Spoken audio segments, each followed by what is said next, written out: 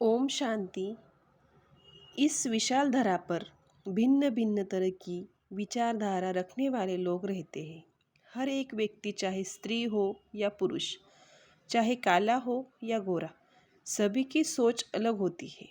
कोई भी घटना घटित होती है तो उसे देखने का, उसके बारे में सोचने का सबका नज़रिया अलग होता है।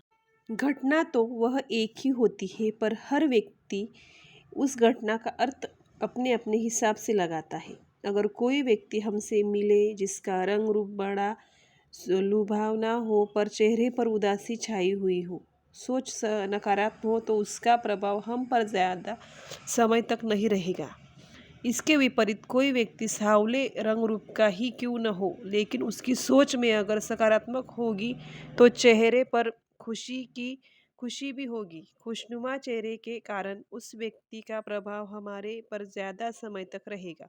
इसका मतलब यह हुआ कि अच्छे व्यक्तित्व के लिए सिर्फ रंग रूप अच्छा होना ज़रूरी नहीं है, बल्कि मन में सकारात्मकता भी होनी चाहिए। वो उसके व्यक्तित्व को निखारने में मददगार बनती है। यदि कोई व्यक्ति हमेशा सकारात्मक सोच रखता है तो वृद्धावस्था में भी जवां एवं खुशनुमा दिखाई देगा। उसके चेहरे पर हमेशा नई उम्मीदें नजर आएंगी। इसके विपरीत अगर हम नकारात्मक सोच रखने वाले 25-30 की उम्र वाले व्यक्ति से मिलते हैं तो चेहरे पर उदासी, झुर्रियाँ व शक की लकीरें दिखाई देंगी। वह वृद्ध नजर आने लगेगा। आज के दौर में जीवन में समस्या आना आम बात हो गई है। सकारात्मक चिंतन करने वाले व्यक्ति किसी का दिल नहीं दुखाते। वे वे अपना दुख किसी को बताते नहीं, क्योंकि दुख उनके लिए राई समान होता है। वे समस्या से प्रभावित न होकर उससे बाहर निकलने की राह ढूंढ लेते हैं। अगर कोई दुखी व्यक्ति इनके संपर्क में आए तो सब उसके दुख हल्के जरूर होते हैं। ऐसे व्यक्ति हमेशा खुश और संतुष्ट रहते हैं और दूसरों को भी खुश रखने का प्रयास करते हैं। नकारात्मक चिंतन करने वाले व्यक्ति के आसपास हमेशा नकारात्मक एनर्जी फैली हुई रहती है। उसका आभा मंडल हमेशा नकारात्मकता से भरा हुआ होता है।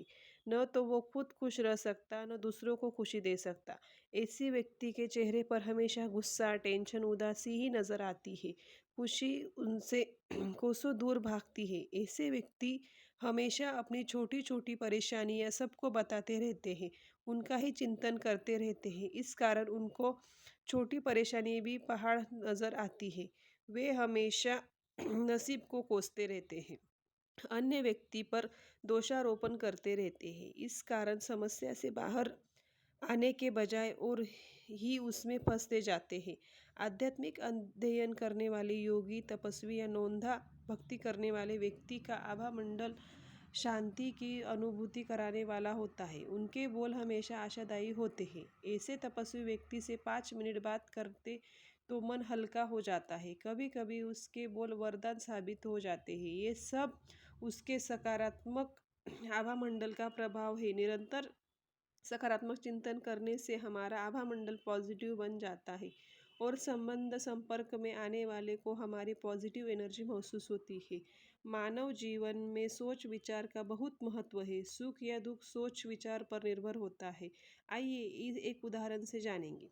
विशाल की माँ ने उसे दुकान से शक्कर लाने के लिए कहा। विशाल शक्कर लाने के लिए मोटरसाइकिल की चाबी लेता है, परंतु पास जाकर पता चलता है कि टायर पंचर है। अगर विशाल सकारात्मक चिंतन करे तो कहेगा कि कोई बात नहीं, दुकान ज़्यादा दूर नहीं, पैदल जाकर शक्कर ले आता हूँ, इस बहाने टहलना भी हो जाएगा। अगर विशाल नकारात्मक चिंतन करेगा तो कहेगा, इस टायर को भी अभी पंचर होना था, मेरा नसीब ही खराब है, अब पैदल ही जाना पड़ेगा, और मुरझाया हुआ चेहरा लेकर शक्कर लेने जाएगा। घटना एक ही है, पर चिंतन का परिणाम अपनी मानसिकता पर अच्छा बुरा पड़ता है। इस कारण हमें सुख और दुख की महसूसता होती है। कई बार हम भोलेपन में अपनी परेशानियां किसी को बता तो देते हैं, पर सामने वाला व्यक्ति उस बात को अपने अंदर समा नहीं पाता। वो हमारे दुख परेशानी को मिठाई बनाकर सबको बांटेगा। इससे हमारे आसपास दुख की लहरें आनी शुरू होती हैं और हम परेशानी से बाहर आने के बजाय और ही उसमें फंसते जाते हैं। इसलिए अपनी परेशानी हमेशा सकारात्मक चिंतन करने वाले व्यक्ति को ही बतानी चाहिए। अगर कोई ऐसा व्यक्ति हमारे पास न हो तो भगवान को बताए। अपने आंसू सिर्फ भगवान के आगे ही गिराने चाहिए, दुनिया वाले के सामने नहीं। अगर आप भगवान को नहीं मानते तो एक कागज़ पर अपनी परेशानियाँ लिखें और कागज़ को फाड़कर फेंक दें। यह किसी पेड़ को आपका मन हल्का हो जाएगा। मन हल्का होने पर शायद आपको कोई रास्ता मिल जाए। इन सबसे अच्छा तो यही है कि आप खुद ही सकारात्मक चिंतन करना शुरू करें, तो परेशानी आपको राई समान लगने लगी। ये आदत आपको अपने मन में लगानी होगी। ये एक ही दिन में नहीं होता, इसके लिए निरंतर प्रयास की आवश्यकता है। यह प्रयास जीवन में खुशहाली लाएगा। फिर दिल यही